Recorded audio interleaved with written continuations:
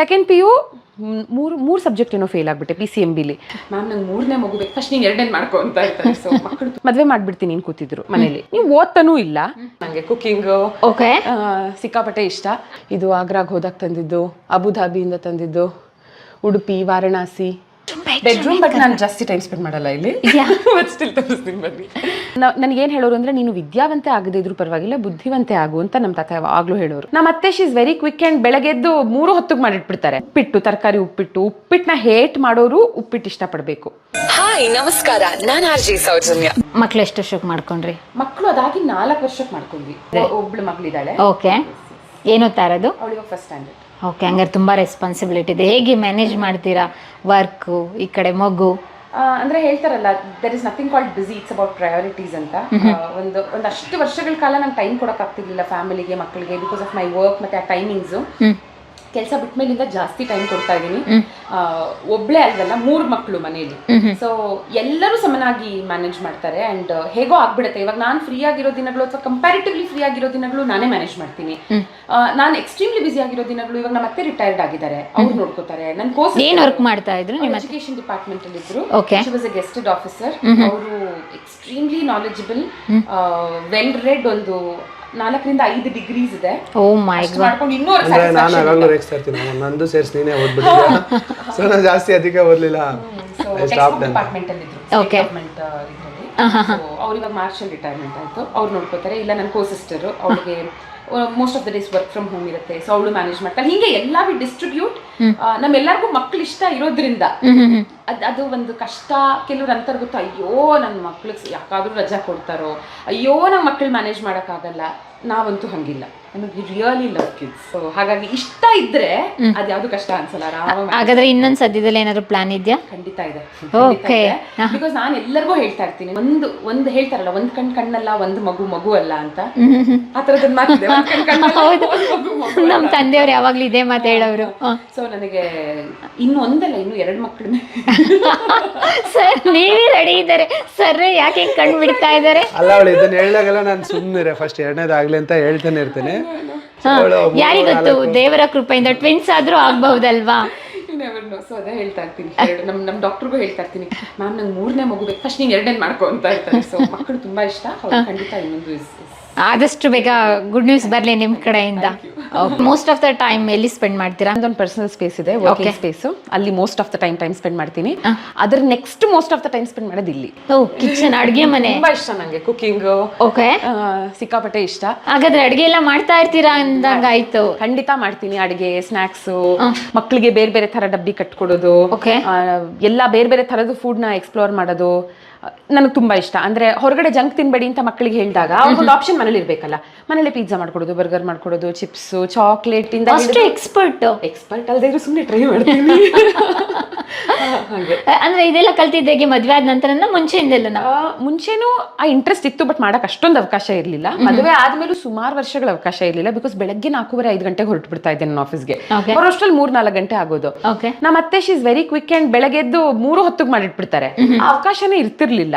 So ನನಗೊಂದು ಆಸೆ ಇತ್ತಲ್ಲ, ಅದನ್ನ ಇವಾಗ ಲಾಸ್ಟ್ 1-2 ಇಯರ್ಸ್ ಅಲ್ಲಿ ತೀರಿಸ್ಕೊತಾ ಇದ್ದೀನಿ. ಎಷ್ಟೆಷ್ಟಾಗತ್ತೋ ಅಷ್ಟೆಷ್ಟು ಮಾಡ್ತೀನಿ, ಮ್ಯಾಕ್ಸಿಮಮ್ ಮಾಡ್ತೀನಿ. ಓಕೆ, ಯಾವ್ದನ್ನ ತುಂಬಾ ಚೆನ್ನಾಗಿ ಮಾಡ್ತೀರಾ? ತರಕಾರಿ ಹುಳಿ ಓಕೆ ಅಂತ ನಾನು ಅನ್ಕೊಂಡಿದ್ದೀನಿ. ಇಲ್ಲ, ತುಂಬಾ ಚೆನ್ನಾಗಿ ಮಾಡ್ತೀನಿ. I am a very good cook. ಇದನ್ನ ಏನೋ ಇದ್ರಲ್ಲಿ ಹೇಳ್ತಿಲ್ಲ, ಬಟ್ ನನಗೆ ಖುಷಿ ಇದೆ ನಾನು ಅಡುಗೆ ಮಾಡೋ ರೀತಿ. ಇನ್ನೂ ಅಫ್ಕೋರ್ಸ್ ಇಂಪ್ರೂವ್ ಆಗಬಹುದು. ಅಂಡ್ ಪುಳಿಯೋಗರೆ ಚೆನ್ನಾಗಿ ಮಾಡ್ತೀನಿ. ನಮ್ಮ ಸ್ಟೈಲ್ ಪುಳಿಯೋಗರೆ, ಅಯ್ಯಂಗಾರ್ ಪುಳಿಯೋಗರೆ ಸಖತ್ ಫೇಮಸ್ಸು. ಸೊ ಅದೇ ಅಯ್ಯಂಗಾರ್ ಸ್ಟೈಲಲ್ಲೇ ಮಾಡ್ತೀನಿ.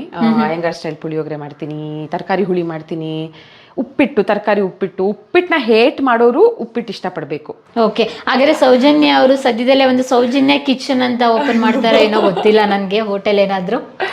ಎಷ್ಟೊಂದು ಆಸೆಗಳಿದೆ ನಂದಿನಿ ಅವರೇ. ಪ್ರಾಬ್ಲಮ್ ಏನಂದ್ರೆ ಎಲ್ಲದಕ್ಕೂ ಸಮಯನೇ ಸಿಗಲ್ಲ.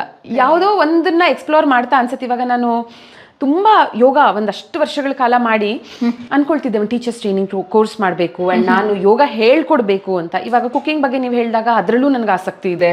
And I read a lot. ಬರೀ ಅದನ್ನೇ ಮಾಡ್ಬೇಕು ಅನ್ಸುತ್ತೆ ಒಂದೊಂದ್ಸಲ. ಈ ತರ ಒಂದು 5-6 ಇದೆ. ತುಂಬಾ ಇಷ್ಟ ನನಗೆ. ಟೈಮ್ ಮ್ಯಾನೇಜ್ಮೆಂಟೇ ಕಷ್ಟ ಆಗಿದೆ ಅಲ್ವಾ?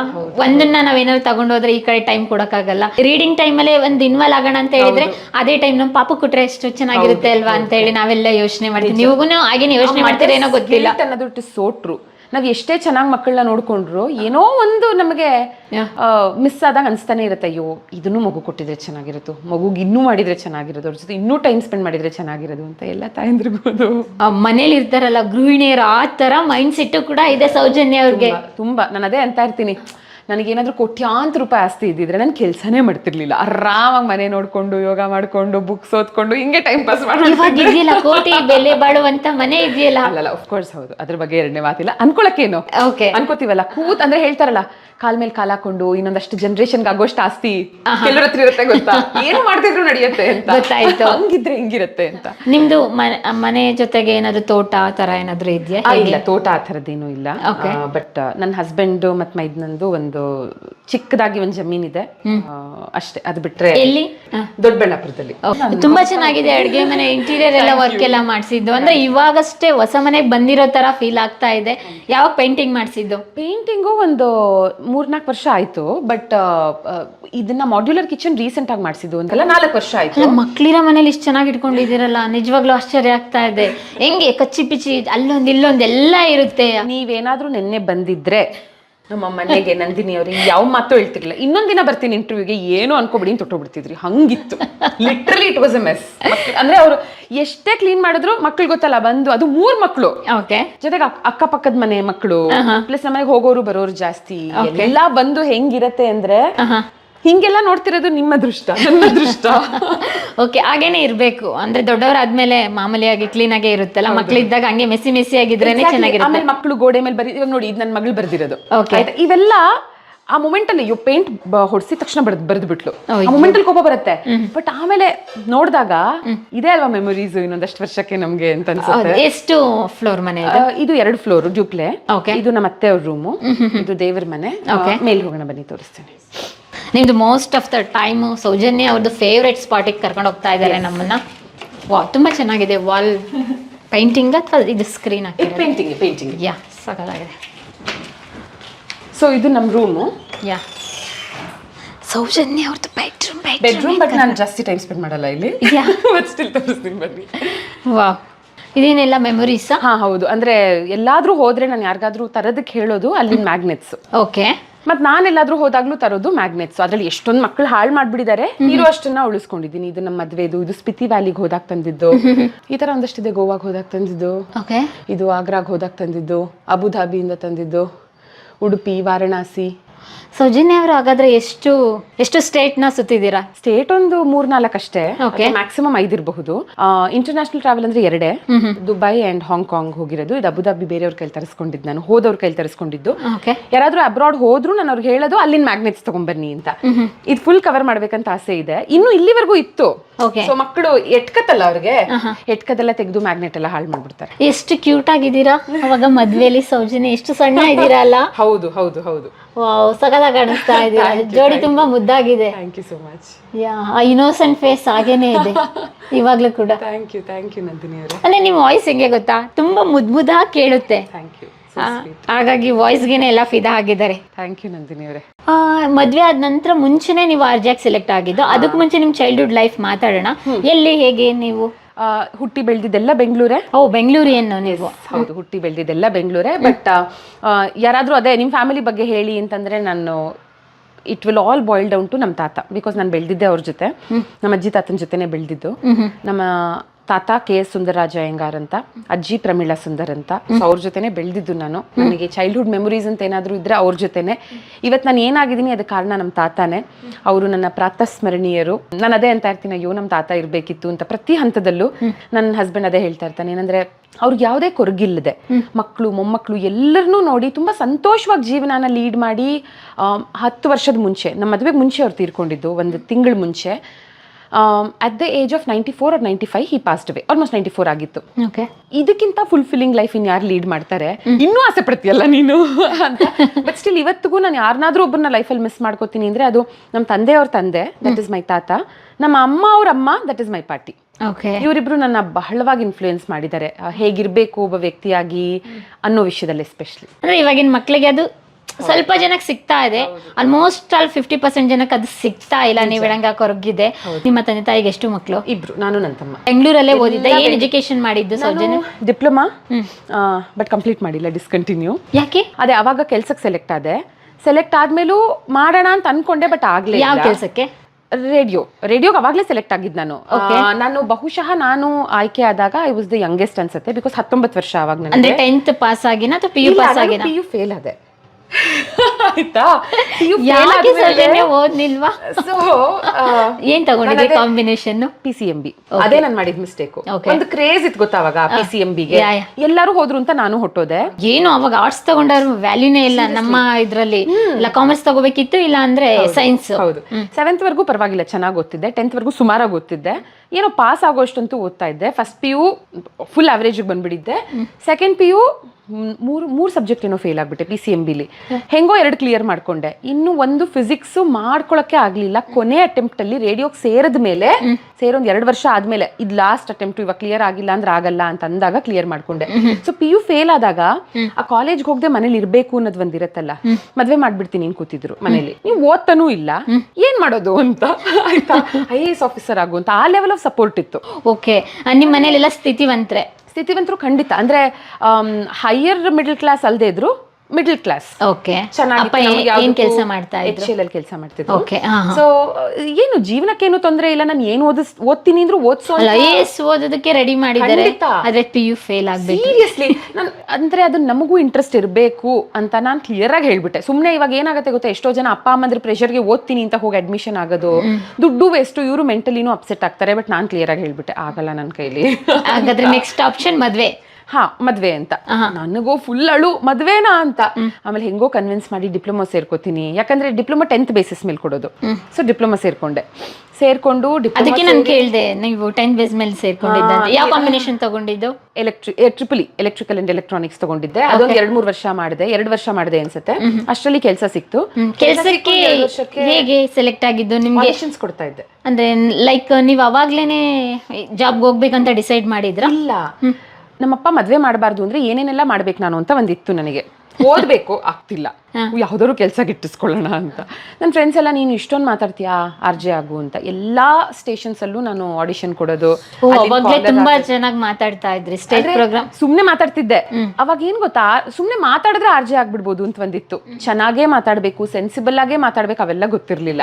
ಎಲ್ಲಾರು ನೀನ್ ಇಷ್ಟು ಮಾತಾಡ್ತೀಯ, ನೀನ್ RJ ಆಗು. ಸರಿ ಆಯ್ತು, ಟ್ರೈ ಮಾಡೋಣ ಅಂತ ಟ್ರೈ ಮಾಡಿ ಸೆಲೆಕ್ಟ್ ಆಗಿದ್ದು ಒಂದು 2 ವರ್ಷಕ್ಕೆ.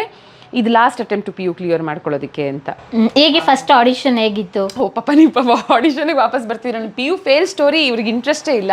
ಅಯ್ಯೋ ಅಲ್ಲ, ನೀವು ಆಮೇಲೆ ಅಲ್ವಾ ಹೇಳಿದ್ದು, ನೀವು ಫೇಲ್ ಆದ್ಮೇಲೆ ಮತ್ತೆ ಕಟ್ಟಿದ್ದು ಅಂತ ಹೇಳಿ ಕ್ಲಿಯರ್ ಮಾಡ್ಕೊಂಡೆ. ಆಮೇಲೆ PUC ಇಸ್ ಮೈ ಡೆಸಿಗ್ನೇಷನ್, ಏನು ಎಜುಕೇಶನಲ್ ಕ್ವಾಲಿಫಿಕೇಶನ್. ಆಯ್ತಾ, ಸೊ ಡಿಪ್ಲೊಮಾನೂ ಆಗ್ಲಿಲ್ಲ. ಎನಿವೆ, ಆಡಿಷನ್ ಎಲ್ಲಾ ಕಡೆ ಕೊಡ್ತಾ ಇದ್ದೆ, ಬಟ್ ಸೆಲೆಕ್ಟ್ ಆಗ್ತಿರ್ಲಿಲ್ಲ. ರೀಸನ್ ಬೀಯಿಂಗ್ ನಾನು ಇನ್ನೂ ಓದ್ತಾ ಇದ್ದೆ. ಅಂದ್ರೆ ಲೈಕ್ RJಗೋಸ್ಕರನೇ ಕೊಡ್ತಾ ಇದ್ರೆ, ಬೇರೆ ಬೇರೆ ಕೆಲಸಕ್ಕೂ ನೀವು RJಗೆ ಕೊಡ್ತಿದ್ದೆ. ಓಕೆ, ಬಟ್ ಎಲ್ಲೂ ಸೆಲೆಕ್ಟ್ ಆಗ್ತಿರ್ಲಿಲ್ಲ. ಬಿಕಾಸ್ ಕಾಲೇಜು ಇನ್ನು, ಬಿಕಾಸ್ ಕೆಲಸ ಮಾಡಬೇಕು ಅಂದ್ರೆ ಎಜುಕೇಶನ್ ಮುಗಿಸಿರ್ಬೇಕು ಅನ್ನೋದು ಒಂದಿತ್ತು ಗೊತ್ತಾ ಕ್ರೈಟೀರಿಯಾ. ಅದಕ್ಕೆ ಸೆಲೆಕ್ಟ್ ಆಗ್ತಿರ್ಲಿಲ್ಲ. But finally I don't know 2009 ಬಹುಶಃ ಅವತ್ತು ಆ ವರ್ಷದಲ್ಲಿ ನನ್ನ ಲಕ್ಕೂ ಇತ್ತು ಅನ್ಸುತ್ತೆ. ಜೂನ್ 2ನೇ ತಾರೀಕು ನನಗೊಂದು ಕಾಲ್ ಬರುತ್ತೆ, ನಾಳೆಯಿಂದ ಕೆಲಸ ಅಂತ. ಕೇಳೋದು ಇಲ್ಲ ನಾನು ಏನ್ ಕೆಲಸ ಅಂತ, ನಂಗೆ ಗೊತ್ತೇ ಇರ್ಲಿಲ್ಲ ಹೋಗೋವರೆಗೂ. ನನಗೇನು ಕೆಲಸ ಸಿಕ್ತು, ಮದುವೆ ಮಾಡಲ್ಲ ಮನೇಲಿ, ಅದೇ ಖುಷಿ. ಬಟ್ ಕೆಲ್ಸಕ್ಕೂ ಒಪ್ಪಿರ್ಲಿಲ್ಲ. ಅವಾಗ್ಲೂ ನಮ್ಮ ಅಜ್ಜಿ ತಾತನ ಮೊರೆ ಹೋಗಿ ಅವರು ಕನ್ವಿನ್ಸ್ ಮಾಡಿ. ಕೆಲ್ಸಕ್ಕೆ ಯಾಕೆ ಒಪ್ನಿಲ್ಲ ಮನೇಲಿ? ಒಂದು ಮೀಡಿಯಾ ಬೇಡ ಅಂತ ಇರತ್ತಲ್ಲ ಟಿಪಿಕಲಿ, ಅದೊಂದು ಯಾಕೆ ಅಂತ. ಇನ್ನೊಂದು, ಏನ್ ಮಾಡ್ತೀಯ ನೀನು, ಇದ್ರ ಬೇಸಿಸ್ ಮೇಲೆ ಇನ್ನೇನ್ ಕೆಲಸ ಕೊಡ್ತಾರೆ ನಿನಗೆ? ಫೇಲ್ ಆಗಿದೆಯಾ? ಎಕ್ಸಾಕ್ಟ್ಲಿ, PU ಬೇಸಿಸ್ ಮೇಲೆ ಇನ್ನೇನ್ PUನೂ ಆಗಿರ್ಲಿಲ್ವಲ್ಲ, ಸೇರಿದ್ಮೇಲೆ ತಾನೇ PU ಆಗಿದ್ದು. ಎಲ್ಲ ಫೇಲ್ ಆಗುತ್ತಿದ್ಯಾ, ನಿನ್ಗೆ ಕೆಲಸ ಸಿಗುತ್ತೆ ನಿನಗೆ ಅಂತ ಇದ್ ಮಾಡೋರು. ಸುಮ್ಮನೆ ಎಲ್ಲೋ ಹೋಗಿ ಏನೋ ಮಾಡಿ ಲೈಫ್ ಹಾಳು ಮಾಡ್ಕೊಳ್ಬಾರ್ದು ಅಂತ ಒಂದಿರತ್ತಲ್ಲ. ಅವರ ಯೋಚನೆಗಳು ತಪ್ಪಲ್ಲ, ಬಿಕಾಸ್ ಓದಲ್ಲಿ I didn't prove myself ಅನ್ನೋದು. ಬಟ್ ನಾನು ಬಹಳ ಜಾಣೆ, ಅದನ್ನ ನಾನು ಖಂಡಿತ ಹೇಳ್ಕೊತೀನಿ ಹೆಮ್ಮೆಯಿಂದ. ಯಾಕಂದ್ರೆ ಓದಿಲ್ಲ ಅಂದ್ರೆ ದಡ್ರು ಅಂತ ಅನ್ನೋದು ನಿಜವಾಗ್ಲೂ ತಪ್ಪು. ಓದ್ದೇ ಇದ್ರು ಪರವಾಗಿಲ್ಲ ಅನ್ನೋ ಮೆಸೇಜ್ ಕೊಡ್ತಿಲ್ಲ ನಾನು. ಬಟ್ ಓದ್ದೇ ಇರೋರೆಲ್ಲ ದಡ್ರಲ್ಲ, ಓದಿರೋರೆಲ್ಲ ಬುದ್ಧಿವಂತರಲ್ಲ. ಖಂಡಿತ ಸರಿನಾ? ಸ್ಟ್ರೀಟ್ ಸ್ಮಾರ್ಟ್ ಆಗಿರೋದು ಸಿಕ್ಕಾಪಟ್ಟೆ ಇಂಪಾರ್ಟೆಂಟು. ಫಸ್ಟಿಂದ ನಾನು ಎಲ್ಲೇ ಬಿಟ್ಟರು ನಾನು ಕೆಲಸ ಮಾಡ್ಕೊಂಡ್ ಬರ್ತೀನಿ. 3rd ಸ್ಟ್ಯಾಂಡರ್ಡ್ ಇಂದಾನೇ ನನ್ನ ಬಸ್ಸಲ್ಲಿ ಕಳ್ಸೋರು. ಅವಾಗ ಒಬ್ಳೆ ಹೋಗ್ತಾ ಇದ್ದೆ. ಅಷ್ಟು ಧೈರ್ಯ? ಆಯ್ತಾ. ಸೊ ಹೊರಗಡೆ ಲೈಫ್ನ ಫೇಸ್ ಮಾಡೋದಕ್ಕೆ ಬೇಕಾಗಿರುವಂಥ ಧೈರ್ಯ ಇತ್ತು. ಅದೇ ನನಗೇನು ಹೇಳೋರು ಅಂದರೆ ನೀನು ವಿದ್ಯಾವಂತೆ ಆಗದೇ ಇದ್ರೂ ಪರವಾಗಿಲ್ಲ ಬುದ್ಧಿವಂತೆ ಆಗು ಅಂತ ನಮ್ಮ ತಾತ ಯಾವಾಗಲೂ ಹೇಳೋರು, ನಮ್ಮ ತಂದೆನೂ ಹೇಳೋರು ಅಫ್ಕೋರ್ಸ್. ಸೊ ಅದು ನನಗೆ ಮೈಂಡಲ್ಲಿ ಕೂತಿತ್ತು, ಬುದ್ಧಿವಂತೆ ಆಗಬೇಕು, ನ್ಯೂಸ್ ಪೇಪರ್ಗಳು ಓದ್ತಾ ಇದ್ದೆ, ಪುಸ್ತಕಗಳು ಓದ್ತಿದ್ದೆ ಅವಾಗಿಂದನೇ. ಅದೇನೋ ಎಜುಕೇಷನ್ ಮಾತ್ರ ತಲೆಗೆ ಹತ್ತಲಿಲ್ಲ, ಅದು ಬಿಟ್ಟು ಮಿಕ್ಕಿ ಅದಕ್ಕೆ ನನಗೆ ಯಾವಾಗಲೂ ಹೇಳೋರು ನೀನು ಎಲ್ಲ ಜಾಣೆ ತುಸುಕೋಣೆ, ಈ ಓದದ್ ಮಾತ್ರ ಆಗ್ಲಿಲ್ಲ ಅನ್ನೋದು ಬಿಟ್ರೆ ದಡ್ಡಿ ಅಲ್ಲ ಅಂತಂತೂ ಹೇಳ್ಕೊತೀನಿ. ಸಿಲೆಬಸ್ ಬಿಟ್ಟು ಬೇರೆ ಇನ್ನೆಲ್ಲ ಓದ್ತಾ ಇದ್ರಿ. ಎಕ್ಸಾಕ್ಟ್ಲಿ. ಎಲ್ಲ ಕೋಕರಿಕ್ಯುಲರ್ ಆಕ್ಟಿವಿಟೀಸ್ ಅಲ್ಲಿ ಪಾರ್ಟಿಸಿಪೇಟ್ ಮಾಡ್ತಿದ್ದೆ, ಒಂದು ರಾಶಿ ಪ್ರೈಸಸ್ ಎಲ್ಲದರಲ್ಲೂ. ನಾನು ಎಲ್ಲೇ ಹೋದ್ರು ಏನೇ ಮಾಡಿದ್ರು ಅದ್ರಲ್ಲಿ ಎಲ್ಲದರಲ್ಲೂ ಫಸ್ಟ್ ಪ್ರೈಸು. ಆ ಥರ ಒಂಥರ extremely active but academically very poor. Okay. ಆದ್ರೂ ಟೀಚರ್ಸ್ ಫೇವ್ರೇಟ್. ಅಂತೂ ಇಂತೂ ಇಲ್ಲ ಪಾಸ್ ಆಯ್ತು ಫೈನಲಿ. ಹೋಗಾದ್ಮೇಲೆ ಎಸ್ ಇವಾಗ PU. ಯಸ್, ಇವಾಗ PU ಪಾಸ್ ಮಾಡ್ಕೊಂಡು ಫಸ್ಟ್ ದಿನ ಎಂಟ್ರಿ ಜಾಬ್ ಹೇಗಿತ್ತು? ಬಹುಶಃ something which might interest you and which you might like, ಅದನ್ನು ಖಂಡಿತ ತೋರಿಸ್ತೀನಿ. ನನ್ನ ನಾನು ಎಲ್ಲಿ ಟೈಮ್ ಸ್ಪೆಂಡ್ ಮಾಡ್ತೀನಿ ಆ ಜಾಗಕ್ಕೆ ನಿಮ್ಮನ್ನು ಕರ್ಕೊಂಡು ಹೋಗ್ತೀನಿ. ಇಷ್ಟು ಎರಡೆರಡು ಬೆಡ್ರೂಮ್. ಇದು ನಮ್ಮ ರೂಮು, ಇದು ನನ್ನ ಮೈದ್ನ ಮತ್ತೆ ನನ್ನ ಬೋರ್ಗಿತ್ತಿದ್ದು room. Like if you quickly want to have a glance, ಅದೇ ಟ್ರಿಪ್ಪಿಗೆ ಹೋಗಿರೋದ್ರಿಂದ ಓಕೆ ನೈಸ್ ಎಲ್ಲ ಹಾಗಾಗೆ ಇದೆ. ಅದು ನನ್ನ ಮೈದ್ನ ಮತ್ತು ಬೋರ್ಗಿತ್ತಿ. ನಿಮಗೆ ಫೋಟೋನಲ್ಲಿ ತೋರಿಸ್ಬೇಕು ಅಂದರೆ ಓಕೆ. ಅವ್ರೇನು ಮಾಡೋದು ನಿಮ್ಮ ಊರ್ಗಿತ್ತಿ? ನನ್ನ ಬೋರ್ಗಿತ್ತಿ ABB ನಲ್ಲಿ ಕೆಲಸ ಮಾಡ್ತಾಳೆ. ಓಕೆ. ಆ್ಯಂಡ್ ನನ್ನ ಮೈದ್ನ ಅಡ್ವೊಕೇಟ್, ಲಾಯರ್ ಇದ್ದಾರಲ್ಲ. ಸೊ ಟ್ರೋಫಿ ಸುಮ್ಮನೆ ಮಕ್ಕಳ ಸ್ಪೇಸ್ ಇದು. ವಕೀಲ ಸಂಘದ್ದು ಎಲ್ಲ ಕಡೆ ಮೇಲೂ ಇದೆ, ಮೇಲೆಲ್ಲ ಒಳಗೆ ಹಾಕಿದ್ದಾರೆ, ಬಾಕ್ಸ್ ಅಲ್ಲೆಲ್ಲ ಹಾಕಿ ಈ ತರ ಒಂದಷ್ಟು ಇವ್ರ space. This is my personal. ಪ್ರಿಯ ವೀಕ್ಷಕರೇ, ನಾವು ತೋರಿಸುತ್ತಿರುವ ಇತಿಹಾಸದ ಕಥೆಗಳು ಕನ್ನಡದ ಕಲೆ, ಸಾಹಿತ್ಯ, ಸಂಸ್ಕೃತಿ, ಜನಜೀವನ, ಇತಿಹಾಸ ಸೃಷ್ಟಿಸಿದ ಜನಸಾಮಾನ್ಯರ ಅಸಾಮಾನ್ಯ ಕಥೆಗಳು ನಿಮಗೆ ಇಷ್ಟ ಆಗಿದ್ಯಾ? ಹಾಗಿದ್ರೆ ವಿಡಿಯೋ ನೋಡಿ ಸುಮ್ಮನಾಗ್ಬೇಡಿ, ಶೇರ್ ಮಾಡಿ, ಸಪೋರ್ಟ್ ಮಾಡಿ, ನಮ್ಮೊಂದಿಗೆ ಜೊತೆಯಾಗಿ. ಇದು ನೀವೇ ಬೆಳೆಸಿದ ನಿಮ್ಮ ನೆಚ್ಚಿನ ಡಿಜಿಟಲ್ ಮಾಧ್ಯಮ. ಇನ್ಮುಂದೆ ನಿಮಗಾಗಿ ಇನ್ನಷ್ಟು ವಿನೂತನ ಶೈಲಿಯಲ್ಲಿ ಬರಲಿದೆ. ನೈತಿಕ ಬೆಂಬಲದ ಜೊತೆಗೆ ಆರ್ಥಿಕ ಬೆಂಬಲ ನೀಡಿ. ನಿಮ್ಮ ಬೆಂಬಲವೇ ನಮಗೆ ಪ್ರೇರಣೆ, ಸ್ಫೂರ್ತಿ ಕೂಡ. ನಿಮ್ಮ ಬೆಂಬಲದೊಂದಿಗೆ ನಮ್ಮ ಪಯಣ ಮುಂದುವರಿಯುತ್ತಿದೆ. ಸಾಮಾಜಿಕ ಬದಲಾವಣೆಗೆ ಜೊತೆಯಾಗಿ ನಮ್ಮ ಮುಂದಿನ ಪೀಳಿಗೆಗೆ ಕರ್ನಾಟಕದ ಇತಿಹಾಸ ಉಳಿಸೋಣ.